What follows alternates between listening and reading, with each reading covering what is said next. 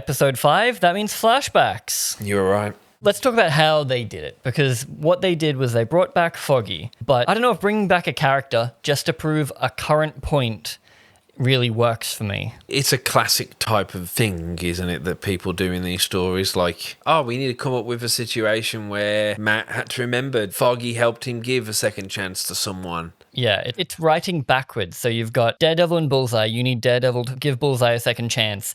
Daredevil currently would never do that. Yeah. So I know. We'll just have a flashback where Foggy gives someone a second chance. And then because we want it to mirror, once again, the Daredevil Kingpin mirroring. Kingpin's also in flashbacks. Well, it's not so much that they are both actively having flashbacks or they're both thinking about it. We are simply seeing a flashback subplot from both their perspectives. It's like poetry, sort of, they rhyme. And it's like a flashback at how he met Buck and how he initially met Vanessa. You see, as much as I didn't really care for... I like seeing Foggy again. I'm going to put that out there. Foggy's always wonderful. I miss that dynamic. It's the heart of the whole thing. Just seeing them work off each other works so incredibly well. Yeah. It feels like there was a world with all these rewrites. You could have been like, Foggy faked his death, because I think there were set leaks that Foggy was on set. But yeah, as much as I didn't really like the way they used that flashback, what the fuck was Kingpin's flashback for? Just to establish Buck.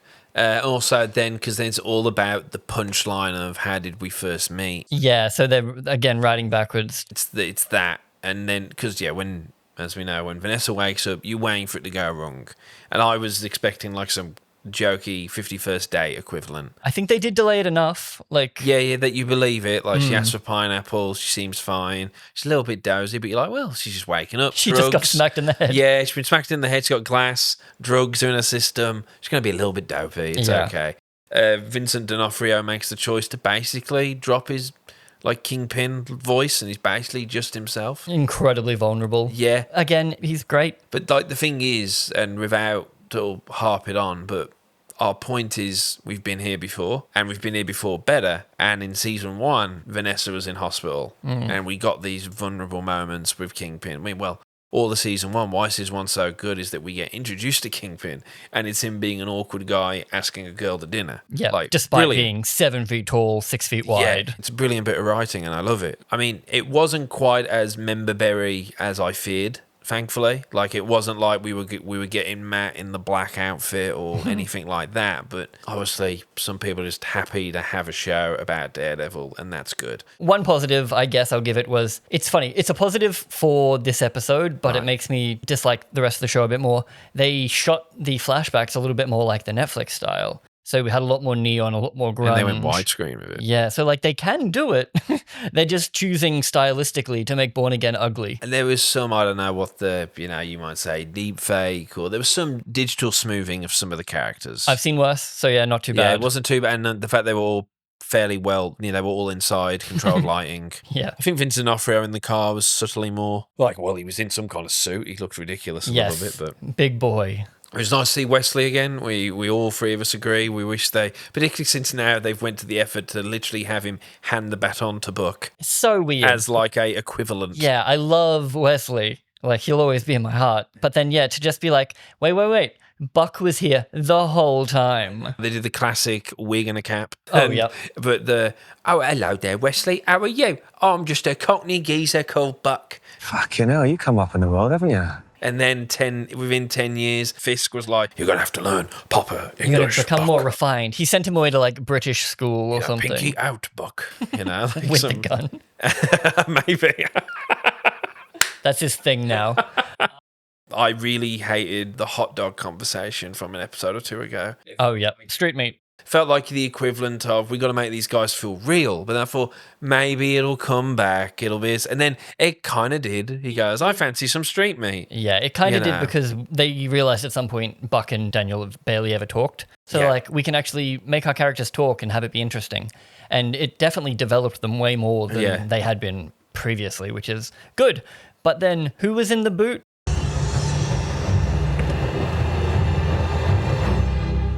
So Daredevil and Bullseye spend about 40 minutes of the episode walking through a tunnel. Of nondescript length or time. They chat occasionally and it's like, let me die. And then Daredevil's like, I will never let you die. It's like a worse version of the one good conversation he had with Punisher back in season 2. Pretty much, without any kind of depth or anything. Yeah, it's like, what if we just have these two characters that disagree fundamentally, and then we're just going to have them keep saying the same things? Because the ballsy option would be if the whole episode was those two walking and like trying to talk it out with maybe some flashbacks, but which is the Daredevil Punisher, isn't it? It's like a fair a chunk lot of that it episode. I think that maybe would have been it would have been a cheaper episode. It would have been a budget saving episode, having them in a tunnel. Yeah, but it's weird because you always feel like you've missed it. Like maybe there was some 6 comic book arc that was released at some point, but Bullseye's whole angle, because they have to have him doing something for some reason. He feels bad about killing Foggy, of all people, even though he kills a lot of people all the time. I think because he didn't decide to. He was tricked by Vanessa, which again is my whole thing about how he was tricked by Fisk before. So it's like, he's been tricked by the Fisks a lot. Dude. So he feels bad, so he thinks if he at least kills Fisk, Vanessa, or both, the scales are balanced. And he should die as well. He has delusions of grandeur or something. It's not fully well explored, but I did like what we saw of him last episode, even though it wasn't really exploring his character. It was just some sort of just showing him doing his day-to-day, and I enjoyed that at least. I guess the Daniel stuff really is, once again, kind of the most interesting. It's weird, isn't it? It has the most tension because, like, we don't know what's going to happen there. It's so odd, the whole Fisk storyline, because you see a lot of these characters, and Daniel's one of them you spend some time with.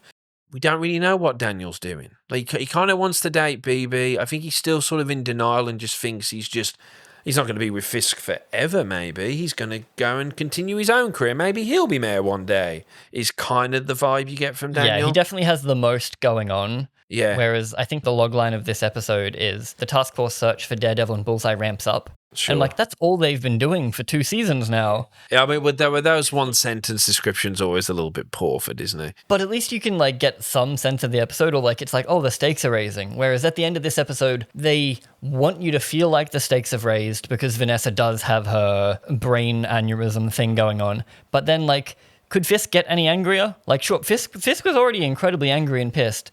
So where do we go from here with Fisk? Is he just going to be like, double down on getting Daredevil, the one thing I have going on? Because Fisk isn't doing mayory stuff anymore. He's barely even doing villain stuff.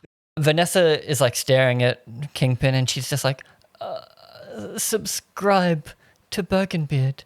And then like 3 minutes later, she's like, subscribe to Birkenbeard. And Kingpin's like, no, they hate all my favorite shows. Stop. Obviously, hindsight's 2020, but the whole vibe we have right now is that we haven't talked about it, but Wonder Man was such a wonderful show. And it kind of made us all go, hey, instead of just doing these weird, in those initial COVID era of Disney Plus, where it's like, oh, we did a Falcon and Winter Soldier movie, but it's actually a series. Like, and they all thought we were going to be so excited to watch this. What they should have done was use the Disney Plus stuff to be a little bit experimental, which is what Wonder Man sort of was. And WandaVision back in the day. Yeah, it was this quasi studio, Master of None type sort of like indie show, and it was great. I was like, well, in that spirit of we should have been a little bit more ballsy and being experimental, I maybe wouldn't have minded a House of Cards Kingpin maneuvering his way into politics. Actually show all the stuff he did to get there, rather than episode 1, season 1 being like, oh no, Fisk is mayor. Exactly, and Daredevil's just sort of this shadow-like figure that we never really see, but he's just kind of this background problem. I only say that because the stuff that gets me the most interested, that feels the best written, maybe because it's fresh, because I feel like with Daredevil, we are just treading water. We're going down the same paths again and again. With the Fisk, what they called staff, it's at least different. It feels like it could be more interesting if this was the whole focus. Yeah, I have no idea what the Chief of Staff's doing, but we at least semi have a sense of Buck now, and Daniel's killing it. Yeah. So Daniel and Buck go on a little road trip after the hospital that Vanessa is in gets leaked. Which he accidentally did. Yes, he told BB because he's a little simp boy. He earnestly, seemingly likes her. Like, I keep thinking he's double bluffing and he's playing simple. Right. But no, I think he genuinely does think that she's on side, and he's trying his best. She's playing him like a fiddle, though. You brought it up last, was how weird the drop of the memory card and how he looks at her for like 10 seconds. They're playing with Daniel's intelligence a little bit, like, because he doesn't trust her at first. He's like, oh, I'm not just going to tell you that. That'd be crazy. But then she hugs him and he's like, fuck. He like bleeds out the nose and then gives up all his goss. But then Buck finds out that it got leaked and Buck's like, someone's doing the leaking, so we got to take care of him. It's Daniel, not me. get in this scary car with me and go on this scarily long drive. And the whole time you are wondering whether Buck knows what's going on. Yeah. But then you kind of pick up on that it's a little bit more than that. And then Daniel's shitting himself the whole time.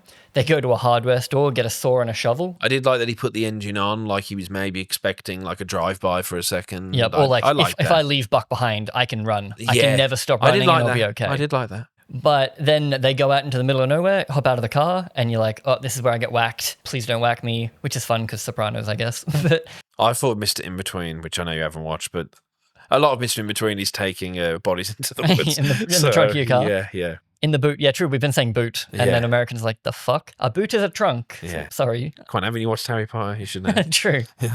And then they open the boot and it's like, Daniel's not getting whacked. Random guy in boot is. Yeah, it's not clear exactly who it was. Reddit has told me it's... Marco has just alerted us that the guy in the boot was the Greek second mate that got murdered last episode, which is the least interesting outcome because I was dead set on it being BB the whole time. And I'm like, nah, Buck's figured it out. And then Daniel's going to open the boot. Like and she's BB's, alive and he's like... And then he's going to whack her with the prove shovel. yourself, yeah. And it's like, fuck, like this is going to be tense. It's going to be crazy. And then you mentioned... what if it's the chief of staff and like Daniel got out of it because she picked up the photo of the commissioner and she was like, that's not very cash money. Yeah. So like, oh, it's her. And then Daniel would be like, fuck, it's not her. It was me. But now I have to kill her to cover my own tracks or Buck will kill me. Yeah, right. And I'm like, oh, we've got intrigue. And then I was dead set on your idea. I'm like, no, it's got to be the chief of staff. That's genius. And then they open the boot and it's the fucking Greek guy that he popped last episode. And they weren't even clear about it. Oh, it was on him for like half a second. All I thought it was a white guy. And I'm like, oh, okay.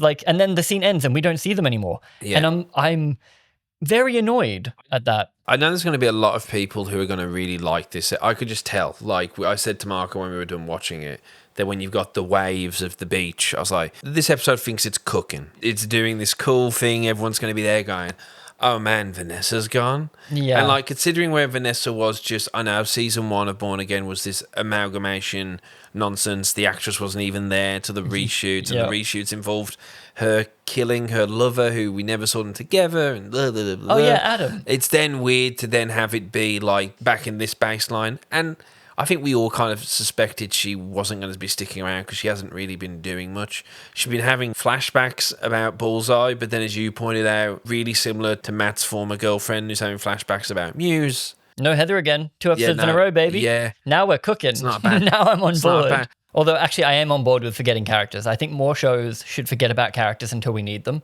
Yeah. Because Game of Thrones would be like, 3 episodes, do you remember Daenerys? Obviously, you remember Daenerys. Here's what she's doing now. Whereas, like, Fallout was like, every single character, every episode, like, have fun keeping all this in your brain with your 2-minute scenes. It's certainly good, yeah, because you don't even see his lawyer friend. Like, last time we saw her was when they were searching the place for like 2 minutes, yeah. So, okay, another positive I'll give this episode. Focused in. More focused. I think my overall thing, and I probably have to stop mentioning it, is just, like in terms of themes, visuals, general ideas of morality, we went through this in seasons 1, 2, and even kind of season 3. Yeah, we got our Catholic boy back in a church, but it's not lofty questions, and he doesn't even really seem on board, because in the flashback with him and Foggy, you've got, I don't want to say uncharacteristic Foggy, but it definitely felt like they had written Foggy this way for the sake of the point. Yeah. I think it's mainly because Matt was so hard against it. Matt was like, fuck this guy, you should go to prison. Yeah, because Foggy in season 1, because he's more about, we got to keep the lights on. So yeah, if some guy comes along with a juicy contract, which if I remember correctly,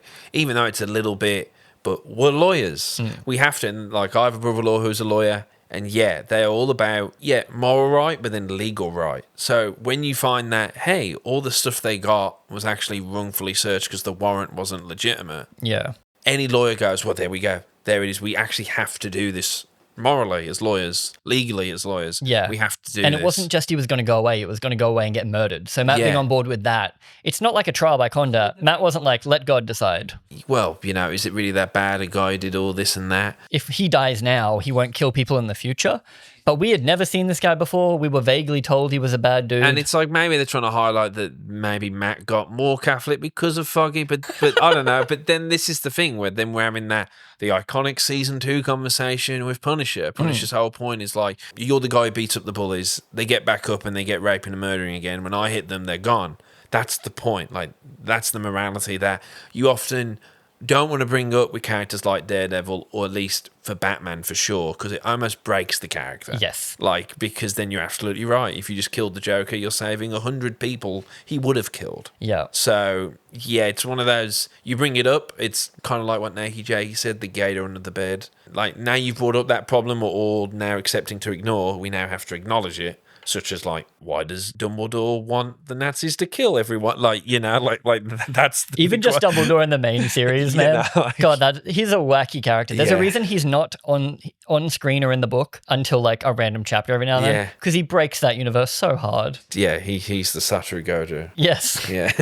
We end with Batman and Robin, like Joel Schumacher type shot of him holding out the hand to his villain, getting the clap. Slurping him up past camera. I just laughed. I went, God, that's a weird shot. I don't know if it was on a Dutch tilt, but I think because it had the very violent red glow, which is very Schumacher Batman. I do like that his suit's peeling off the black. Showing the red. Yeah, it's cute. Even though it is a bit funny that he painted it black for stealth mode when it's like...